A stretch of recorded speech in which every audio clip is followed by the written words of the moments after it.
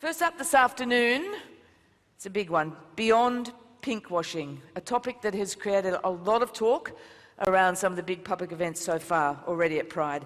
This panel is going to be led by the gender equality and human rights expert Somali Cerise. Could you please welcome Somali and the panel? Thank you.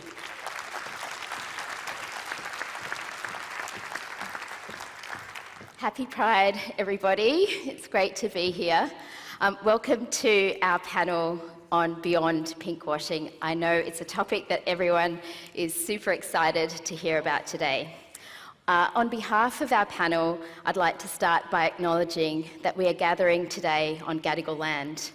We pay our deepest respects to elders past, present and emerging, and we also extend our respects to First Nations people here today who have travelled far and wide to be part of this important global conversation.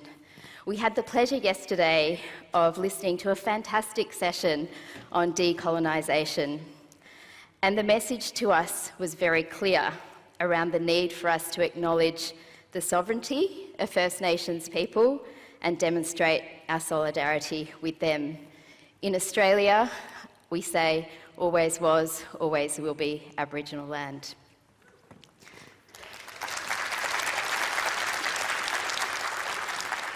We have a terrific panel here today to explore the topic of pinkwashing. I'd like to take a few minutes to set the scene. For all of us here, it's hard not to walk around Sydney at the moment without feeling like we're bathing in a sea of rainbow. I have never seen so many pride flags, so many messages about love, allyship and inclusion. As you'll hear today, for many corporates, World Pride has been an opportunity to show support for our queer community, to celebrate and recognise the challenges that remain. Many employers, such as those who are engaged with our Australian organisation, Pride in Diversity, are stepping up to the mark with leading policies on inclusion for their LGBTIQ+ employees, and also demonstrating their commitment to transparency and accountability when it comes to actions that they're taking. We know that inclusion and acceptance in the workplace matters as an everyday human rights issue, but this is still not largely the experience for most queer people. At a broader level, we know that corporate support can also build visibility, and we heard yesterday from the Special Rapporteur, Victor Madrigal, in the face of growing backlash and regression on queer rights globally, this is more important than ever. But on the other hand, there are important questions to explore about what real allyship from the corporate sector should look like. Who is really benefiting? Who is not benefiting? What happens after World Pride when the party is over? What happens across the world when we know the gains made for LGBTIQ rights are not only fragile, but also under attack? We've had a big discussion in this conference that lives are literally on the line, and the lives of the most marginalised members of our communities are most at risk. Whether that's a young trans person in a rural area feeling targeted or isolated, a lesbian teacher at risk of being sacked in a religious school, or a queer human rights defender at risk for the important work that they're doing. We also know, as the Global Philanthropy Project has identified, there are enormous funding gaps for essential services and advocacy capacity for our communities. So the question we're exploring here today is, when do corporates choose to show up for our communities? How and why? I'm delighted to hear from our panel members on these questions today. We have a range of perspectives to be shared, and as we explore these questions, I will encourage and challenge our panel members to think beyond their brands, to think beyond their organisations, to bring our shared humanity and heart into this conversation. I'd like to now welcome my fellow panellists to the stage. Joining me today, we have Tony Wood. His pronouns are he, him, and he's a senior partner at Herbert Freehills. Welcome, Tony.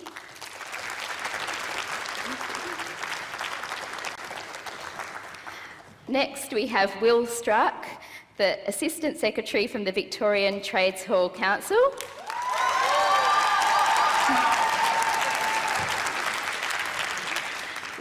We have Genevieve Hawkins, General Manager, Coles Liquor Group.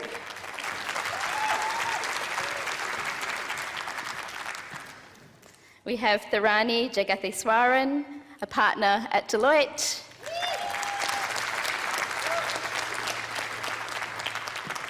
And Tim Ehinger, Executive Vice President and Managing Counsel at AMEX.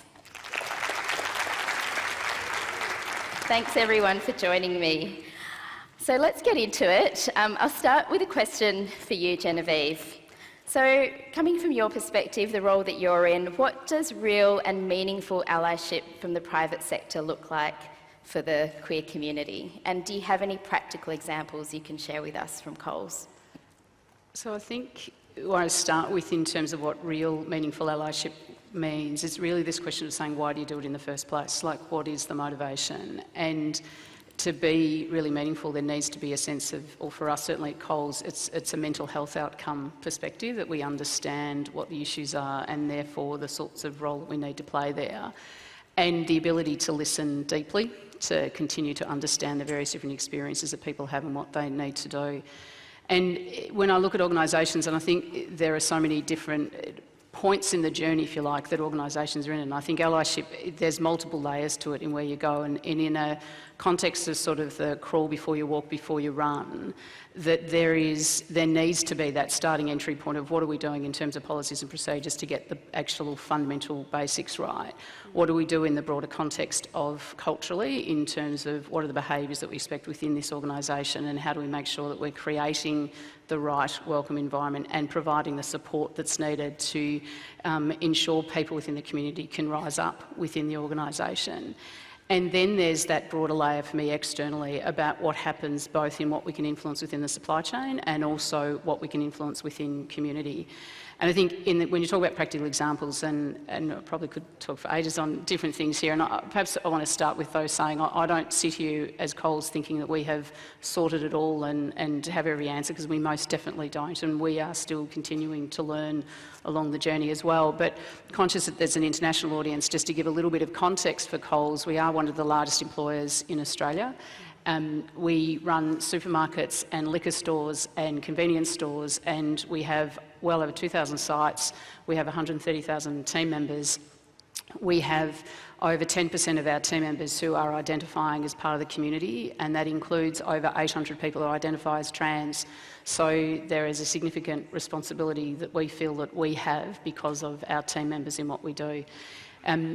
And if I just give just a small number of examples of the sorts of things that I think about both internally and externally, and I do want to probably controversially talk about the rainbow for a moment though, in terms of rainbows everywhere. One of the things that we did a number of years ago that we can still continue to encourage our team with is that they wear name badges where they can put a rainbow sticker on their name badge all the time.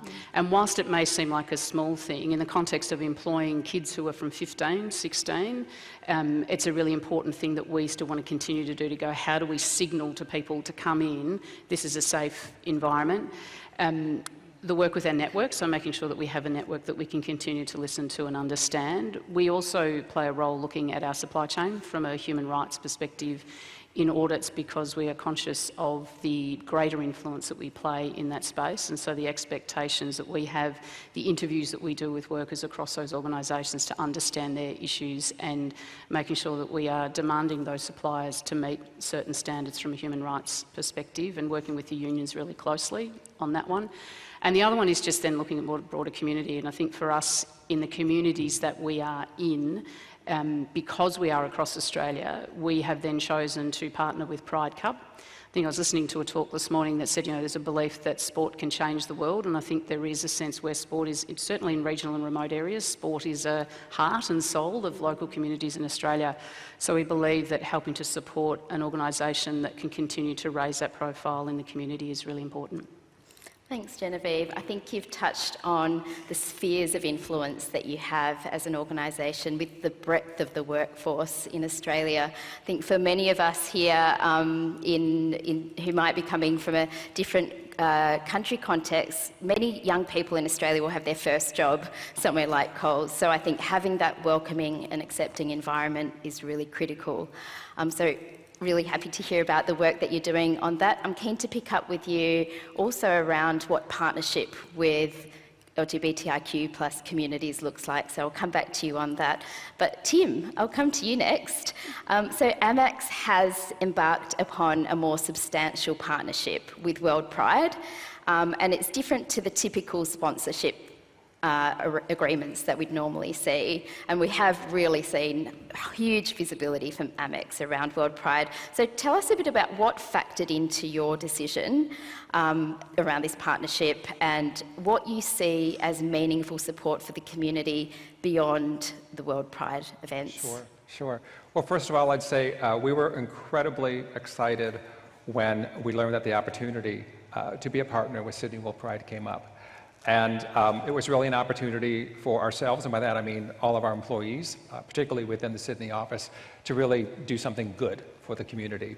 I know when we finally announced that we were the partners for it, there were tears in some of our employees' eyes, and that's quite a telling sign in terms of the broad support we had across the organization.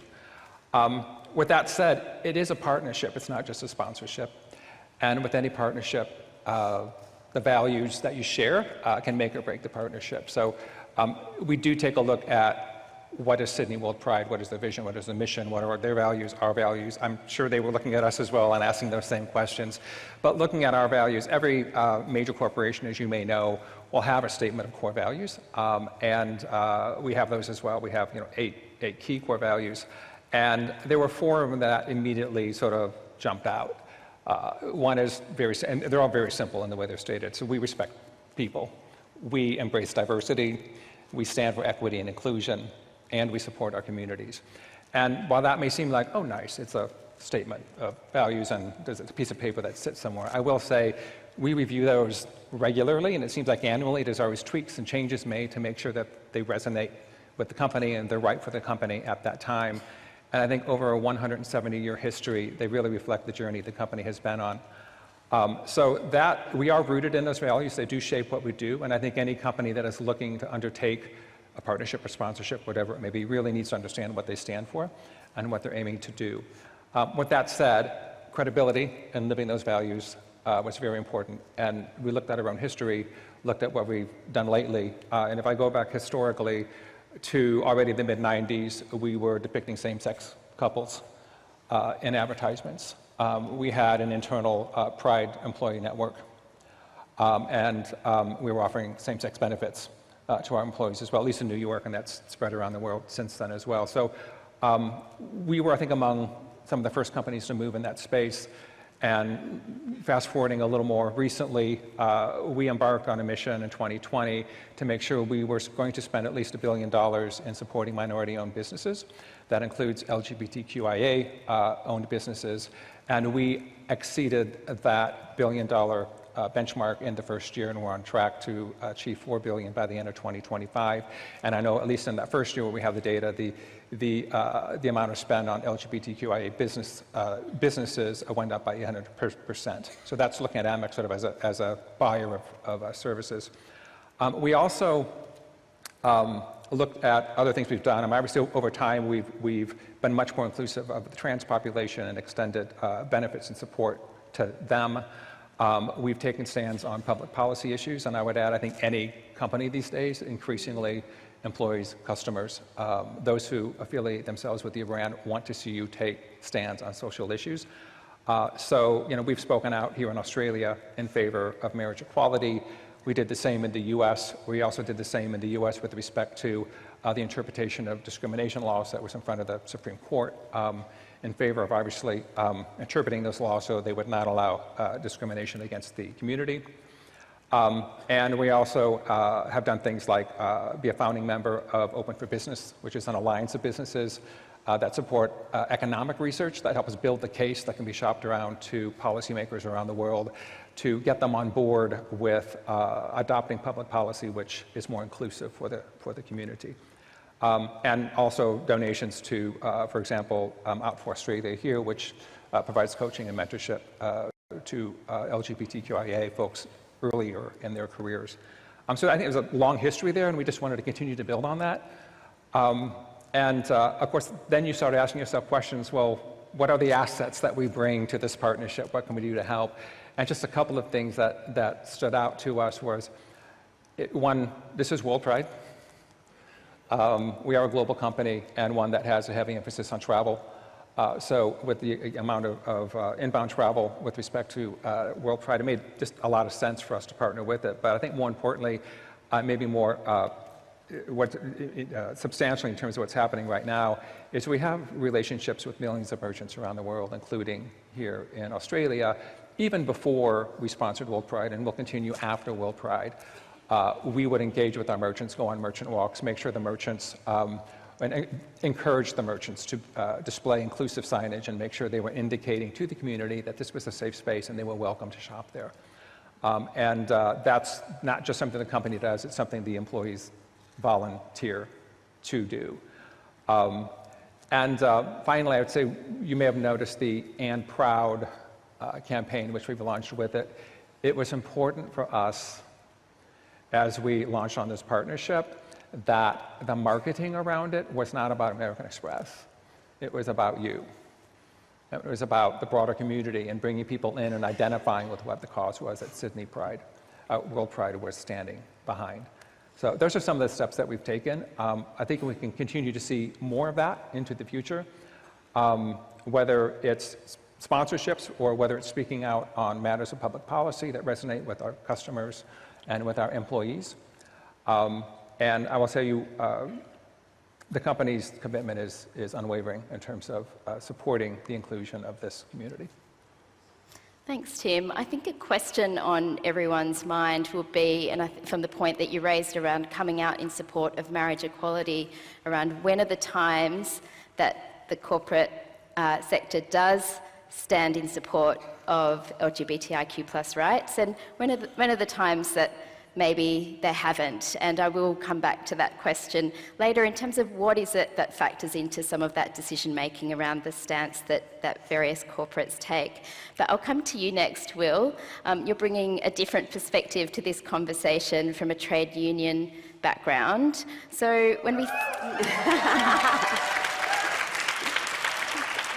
I see the comrades are here this afternoon. So thinking about the topic, what does going beyond pinkwashing mean for you from a trade union's perspective? Thank you for that. So I'll start by identifying myself as a lesbian, feminist, trade unionist who's a little bit nervous. So I do have notes. I apologise for this. So my role is I'm an elected official with the Victorian Trades Hall Council. That's the peak body for the trade union movement in the state of Victoria. We are over 40 affiliated trade unions, and between us are over 450,000 workers. So the way that we understand this is that circles of influence that you were talking about, Genevieve. So it's that individual workers, what is an employer doing for their individual worker, queer workers, so that they feel safe and included? And then we go the circle out, right? So those workers exist in workplaces where there are more queer workers. So what is the employer doing to ensure that there are systems and structures in place that mean that those workers are protected from gender-based violence and discrimination? And I'm not talking about pride networks. I'm talking about what power are we giving to the workers themselves on the ground to affect change? What are the processes of consultation? What are the processes of negotiation? I'm all in favour of great policies, but policies can be changed by organisations when they are no longer convenient. So what we want are negotiated outcomes that don't change. And then from our perspective, are those changes coming from the top down or the bottom up? Because top-down change doesn't work. Essentially, top-down change is about change that happens at the pace and in the form that those in power are comfortable with. And that's not always the change that we need. that workers on the ground actually need, right? So are we making sure that we are bringing everyone along and we are having those conversations? And then does the business model support workers being safe? The number one driver of gender-based violence and discrimination in workplaces is insecure work. Workers who do not have job security can't raise issues, and if they can't raise issues, then we end up with cultures where people are not held accountable, and cultures where people are not held accountable are cultures where workers are not safe. So we want to make sure that the business model also supports the statements around diversity. We also understand that workers are in industry, so what role is each employer playing in their industry to advocate further?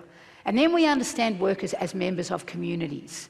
So we are queer workers, right? So that means we exist in a queer community. What is the organisation doing to support, for instance, it's great that we sponsor safe, large-scale marketing opportunity type events, but what actually are organisations doing to support underfunded queer community organisations to deliver services to our community? And then, more broadly, what's the conversation that that organisation is having with the community, right? So it's great, for example, that we put drag queens on promotional material for Mardi Gras. They look amazing, they're gorgeous and glamorous, right? But when conservative politicians say that drag queens are grooming children, what conversation are you as an organisation having both with your workers but also with the broader community about saying that that's not right? Right? And then the last space is we understand that queer workers are also part, as this conference shows, we're part of a broad international queer community. And so when organisations, when employers do business, I want to know what the customers and supply chains are. Are you buying from or selling to, for example, countries where queer people face execution or long terms of imprisonment just for being their authentic selves? And if you are doing that, like I understand, and we as workers, as queer workers and as trade unionists, we understand that those things, these are difficult choices to make, right? Because capitalism, hashtag, right? So those are hard choices and we understand that. But I guess what I'm saying is I'm not looking for purity and we don't look for purity, but I do think it's important that we have transparency and honesty about the risks that you are taking, the places and spaces that you are prepared to take those risks, and also what the, as you said, what's the driver, why are you doing it? Because if this lives in your marketing department, then we know you're making a cost-benefits analysis that's about the benefits. Whereas, if it lives inside the organisation and it lives in everything that the organisation is doing, then we understand it's a value proposition. And so we say, we understand that you can't be pure, but we do need you to be honest with us so that when we spend our money, when you are coming to us as a market segment, you are also seeing us as a community worthy of dignity and respect.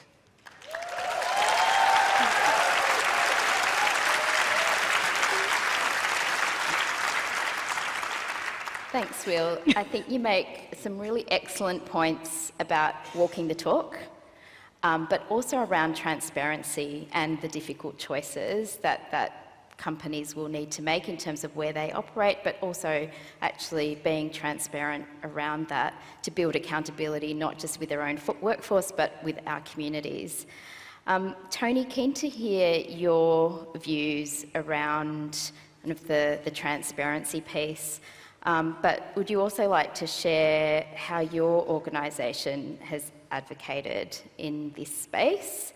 I know that you use the embassy model, so I'm sure everyone would love to hear a bit more about that. Over to you. Yeah, Will, you didn't need notes. You were great. Thanks. Look, I'll talk about the embassy advocacy model maybe just first up and then talk a little bit more, because it's a commonly adapted approach that is, relies on the UN directions, but for conducting business.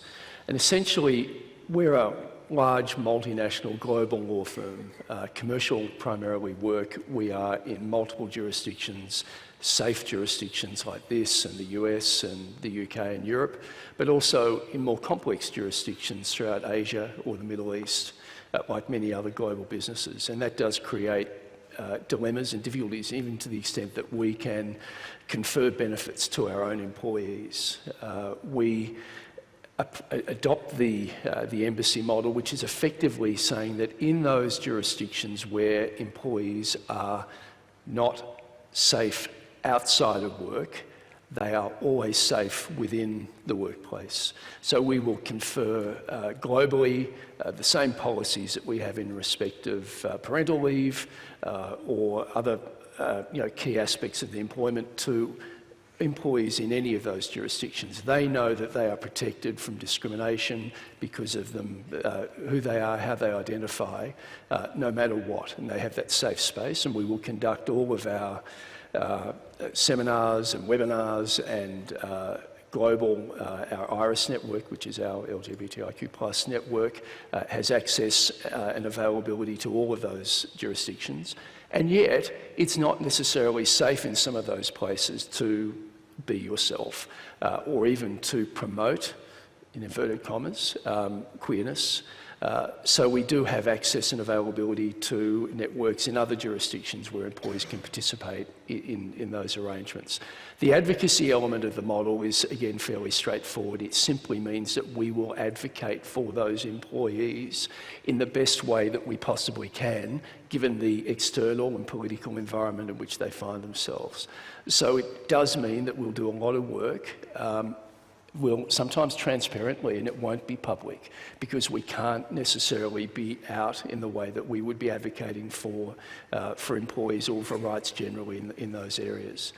And I suppose it's a good way to lead into what we do. And our firm is by no means perfect, but we were, I think, the first firm in the UK to establish our network, our LGBT network in the UK, and that then, when our firm Freehills merged with Herbert Smith in London, became our global network with 600 or more members and a very strong ally community as well. And I'm really fascinated by how we make a difference. We are lawyers, that's what we do. We don't do any other silly stuff. We just give legal advice, primarily to our clients. But we can give a lot of advice and work to pro bono clients, and like most of the very large firms, we have an exceptional pro bono practice, which means that one of the key pillars of that is supporting the LGBT queer community. And we do that in a lot of ways that are very public. So for organisations in Australia like Equality Australia or Sydney World Pride or the Pinnacle Foundation and a variety of others, we will be there helping them both establish and administer their organisations, and also in the financial perspective.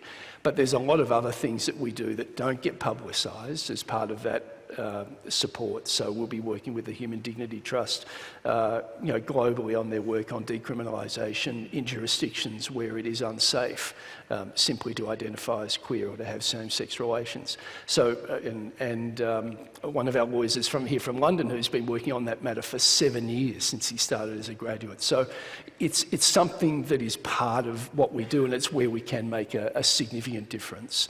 But the other part is just to be a safe place, as Will says. I mean, if we don't have the policies and the procedures and the support from the very high levels of leadership, then you can't make a difference. And our CEO, Justin D'Agostino from Hong Kong, a gay man, I hope you didn't see his photos on Facebook marching at the Mardi Gras, but in any event, he's so supportive, and that support at the highest level simply makes everyone feel so comfortable and safe about the support that they're going to receive. And without that, you can't run your organisation effectively. Thanks, Tony. I think a question that will be on the mind of our audience today is how the investments that you're making in supporting the community is really reaching the most marginalised parts of the community, and potentially also parts of the community where this support is needed the most. So I would like to come back to that question, but I'll come to you next, Tharani. So Deloitte launched a report today. It's called A Party with Purpose, the opportunity for corporate Australia to continue the legacy of Sydney World Pride. So based on this report, what do you think corporate Australia needs to focus on more in the future? Thanks, Somali. So the title of the report says it all, but the focus of the report is very much around purpose. How do we continue the hard work, the meaningful, to create meaningful inclusion for diverse communities? And there's a lot in the report, it's well worth the read, but there's only two things that I'm going to really focus on. They're two things that I think all of us, not just corporates, really need to kind of lean into. And the first is really around intersectionality. Over the last 2 days of the conference, we've heard a lot around many of us representing multiple identities, LGBTQI, racial, Indigenous, First Nations, age, disability. And, my reflection is, many organizations still focus on each of those in isolation. The reality is, for those of us that sit at the intersection of multiple different identities, we also experience bias and heightened bias and discrimination. So corporates, organizations really have an opportunity to lean into that intersectional space, to bring together those various policies, but also the various employee groups so that there's greater solidarity between the two and between all of them, and also it rises and improves the experience for many of us. The second is really around allyship. It's a key theme of the report, and the Australian Workplace Equality Index recently or the most recent one said 66% of allies are passive allies, 33% are active allies. So we have a long way to go still to really shift people from passive allies to active allies, and I think corporations play a real role in that. I grew up in a very conservative Sri Lankan family. I was laughing with the South Asian colleague today. As soon as there was a kissing scene, the parents would jump up and just change the channel. So it was not in their toolbox to give me an education around diverse sexual orientation. But fortunately for me, a lot of my journey has been with Deloitte. I started with the firm when I was 20 years old, and through that, it has really broadened my world. I have been exposed to a lot of people with diverse lived experience. The firm has done a lot around education of diverse identities, and that has really helped on my journey, starting from awareness to becoming a passive ally, and then being part of the conference as an active ally. So I think, there's a lot to cover, but they're probably the two things that I think are really important. The final thing that I'll end with, a lot of people ask, what is the role of corporate in these kind of conversations? So in my day job, I lead our social impact consulting practice. And I really think for some of these big, challenging social issues, it needs everyone at the table: government, business, unions, community.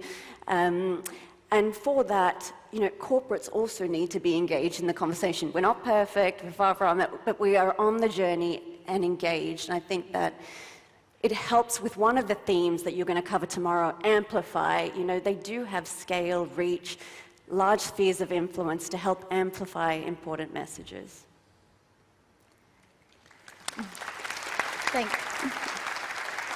Thanks, TJ. I think the point you make around active allyship and shifting from passive allyship is really critical, and the point that Will made around that was, also at that organisational level, what does active allyship really mean? And so I do want to touch on a question that has come up in the chat over here around, when is it that the support that comes from corporates extends into tough times or more hostile environments? So in one respect, sponsoring or engaging with World Pride in Sydney is a pretty safe space. This is, to be able to share your advertising, your branding associated with this event is safe. But then there might be other prides. We've got a comment here that many prides in the world need less than 10K to run, Will companies like yours pay it forward with commitments to prides in more hostile internal environments? Similarly, we have the debate in Australia around the religious discrimination bill. We had a number of corporates come out supporting marriage equality, but there was fairly strong silence around the religious discrimination bill, which was really harmful, particularly for trans and gender folks in our community. So I'd really love to hear from the panel now around, what are some of these factors that you're considering in terms of when you will or won't support the community and in which contexts. So I'll come to you first, Tim, on that one. Fair question. The way that I look at this is different markets, different countries are at different stages of the revolution. And I think as a company, the values are the same. I share the passion. I think we all share the ultimate objectives. I think we need to realize that this has to be taken step by step. And so when Tony, for example, described the embassy model, I can imagine that coming, under attack, saying, it's not enough, because, she'd be speaking out against governments that frankly will never listen, at least not at this stage. So I don't want to ever undermine the value of that embassy model, for example, in countries where it's particularly strict, because I do think that where you provide a safe space for employees to be themselves at work, and you provide them the benefits, it changes hearts and minds, beginning with their coworkers who may be from backgrounds where they hadn't considered this before. I think of my own journey, and this is in the US, or not particularly, it was conservative US, but not in the situation of some of these countries we may be talking about. I grew up with homophobia, internalized in myself. And it took me a long time to get over that. And it took me that exposure to start to change my heart and mind and get myself on board, with myself personally, as well as supporting changes to policies and stepping out and speaking up more. So I'm not condoning or excusing what is happening in some of these markets, but I do think you have to have a thoughtful approach of step by step and realize what power you have as a company to make change step by step first. I also think sometimes if you push too hard too soon, it can blow back and entrench and make things worse for us. It's a delicate balance in terms of how you decide what to do. But there is a path in every country to take some kind of step forward. Thanks, Tim. Genevieve, you got a view on this one? Yeah, because I think, it is such a complex space in terms of how much you want to help. And I think that even it's been really sobering, actually, over these last couple of days, sitting and listening to a range of different perspectives on the experiences across the globe and the things that you want to contribute to. I think that corporates do need to play a role in influencing in a broader space and to help other organisations. I think the question, and certainly the question from a Coles perspective with it, is one of, there is a basic framework for us from a human rights perspective going, what is it that's important? There is also a question for us on saying, where can we place our energy to have the biggest impact? And we can't be everything to everyone, even though we would love to do things in a range of different areas, and so certainly that's part of the decision making within it as well, and that's part of our focus on the supply chain and going, we can have an influence because of the sheer number of suppliers that we work with who do have people who are very disadvantaged in some of those layers upon layers in the supply chain. So how do we choose one particular area and do that? And I think the other thing for me, and just sort of going back to the piece of it, safe sponsoring World Pride versus, going for other organisations, I think certainly the perspective for us at Coles, so this is the first time we've ever, put our head above the parapet in terms of the size of sponsorship of something like this. And it was actually, there is a part in terms of our own team members saying this is a way of amplifying, this is a way of us getting across community in a much, much broader way. We have over 20 million people every week that come into our stores, and if we can in some way signal to them this sense of welcome and inclusion across all of those areas, then that perhaps is a space of greater good to have that in there. But I do think that there is something, there's almost, I think the ACCC, you can't collude across organisations, but it kind of would be nicer to go, right, can you help support these, and can we help support these, and can we help support these? Because there are so many different areas to support. But I think that question of saying for each organisation, where can you have the biggest impact is an important part of the question. Yeah, and I think that's an important point around where we can have the biggest impact, but also keeping our lens on where's the greatest need. There's a good question that's come in through the chat, and I want to throw it to you, Will. So when the sponsor brand is more visible than our own stories, we do have to ask, how much is too much sponsorship? So where's the line? Yeah, it's a very good question, and clearly the line for me is quite low. Just, you know, that's what I reckon. I think that it's this thing around what you talked about, amplifying, right? The role that corporates can play in amplifying our stories, which is great until the brand becomes the reason why it's being amplified, not our stories that are being amplified. So when you get to the point where the rainbow logo, that's the whole piece, and it has obliterated us as a community. We are using the rainbow purely as a marketing tool and seeing us as a market segment. That's a problem, I reckon. And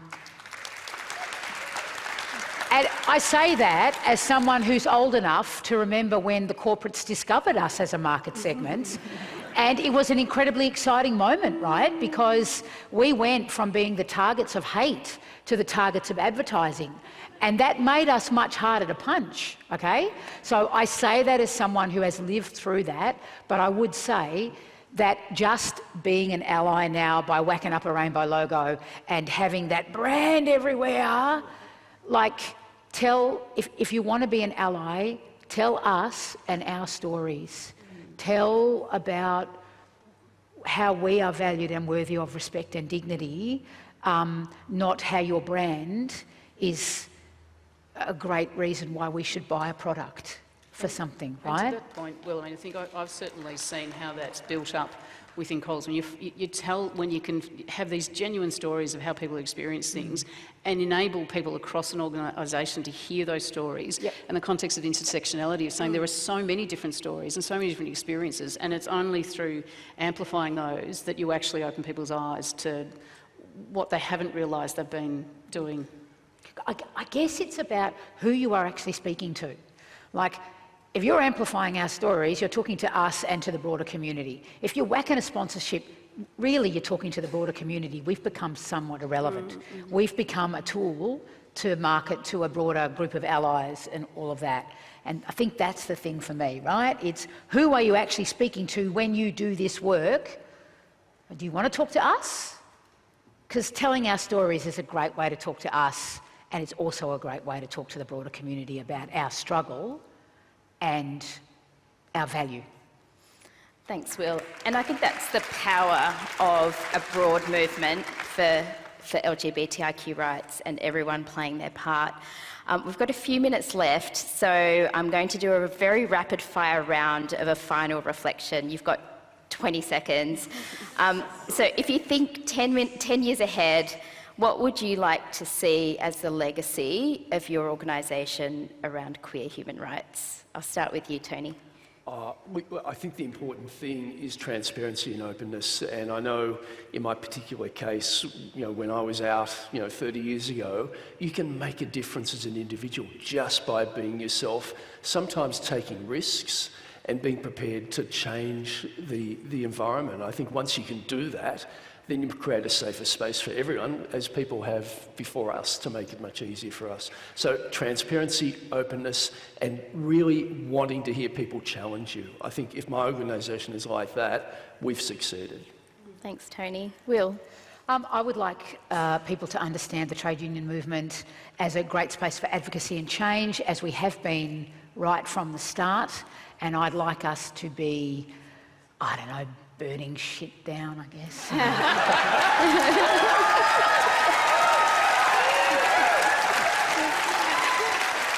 I did promise that I would try and get through this without swearing once. I apologise for my failure. Genevieve? Look, I mean, I go ambitious from a broader context in the organisation. Then I would really love to see some reversal of mental health outcomes that we are currently seeing for the community. And I think if I think within Coles itself, then I'd go 100% of our organisation are active allies who are continuing to listen to each other and learn from each other. Thanks. I would like to see more diverse intersectional leadership in more spaces because I would like future leaders to have a diverse set of role models to look forward to, and I also would like boardrooms and tables where decisions are made to better reflect the diversity of the communities that they serve.